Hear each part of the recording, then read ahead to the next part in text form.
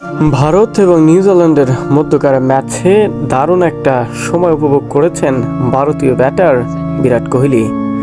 নিউজিল্যান্ডের বিপক্ষে এদিন প্রথমে ব্যাট করতে নেমে ব্যাটিং অর্ডারটা খুব একটা ভালো না হলেও যেন খাবার থেমে নেই বিরাট কোহলির। তিনি এবং তার পাশে বসেছিলেন রবীন্দ্র জাদেজা, দুজনেই খেলার কিছু বিস্তারিত নিয়ে আলোচনা করছিলেন। আর এর ফাঁকে ফাঁকে বিরাট কোহলি বারবারই কিছু খাবার খাচ্ছিলেন। আর এর তালিকায় রয়েছে কিছু সবুজ জাতীয় শাকসবজি এবং ফলমূল।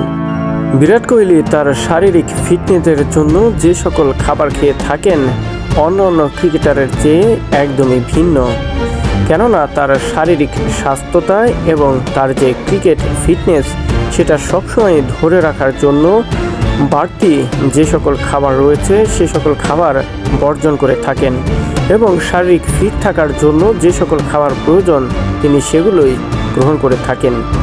এদিন ম্যাচের ফাঁকে ফাঁকে যেন ক্যামেরাম্যানও বারবারই তার দিকে লুক করে দেখছিলেন আসলে কি করছে ভারতীয় এই ব্যাটার।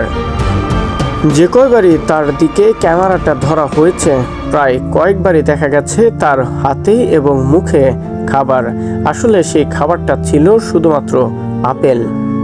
ভারতীয় ব্যাটার প্রতিনিয়তই ভারতীয় দলের জন্য সংগ্রাম করে যাচ্ছেন, আর তাই তো নিজের শারীরিক ফিটনেসটা ঠিক রাখার জন্য এভাবেই নিজেকে তৈরি করেছেন অনেক আগে থেকেই।